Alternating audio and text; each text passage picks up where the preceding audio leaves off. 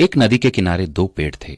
उस रास्ते एक छोटी सी चिड़िया गुजरी और पहले पेड़ से पूछी, बारिश का मौसम शुरू होने वाला है, क्या मैं और मेरे बच्चे तुम्हारी टहनी में अपना घोंसला बनाकर शरण ले सकते हैं?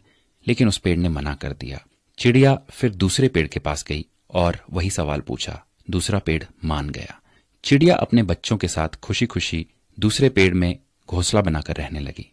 बारिश का मौसम आया और एक दिन इतनी जोर की बारिश हुई कि नदी के पानी का स्तर और तीव्रता बहुत बढ़ गई। इसी दौरान पहला पेड़ जड़ से उखड़कर पानी में बह गया। जब उस चिड़िया ने उस पेड़ को बहते हुए देखा तो कहा, जब मैं तुमसे अपने और अपने बच्चों के शरण के लिए आई तब तुमने मना कर दिया था, तो अब देखो तुम्हारे उसी रूखे बर्ताव की सजा तुम्हें मिल रही है। जिसका उत्तर पेड़ ने मुस्कुराते हुए दिया, मैं जानता था कि मेरी जड़ें काफी कमजोर हैं और इस वर्ष की बारिश में मैं टिक नहीं पाऊंगा।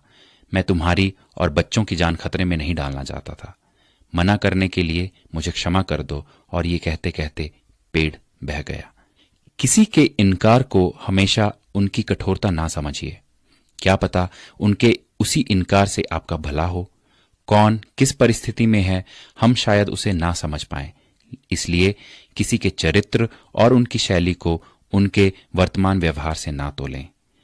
प्रभु भी यही कहते हैं कि एक मनुष्य दूसरे की सोच और विचार को नहीं समझ सकता। स्वयं प्रभु ही है जो मनुष्य को उसके हृदय से जांचता है, ना कि उसके रूप से।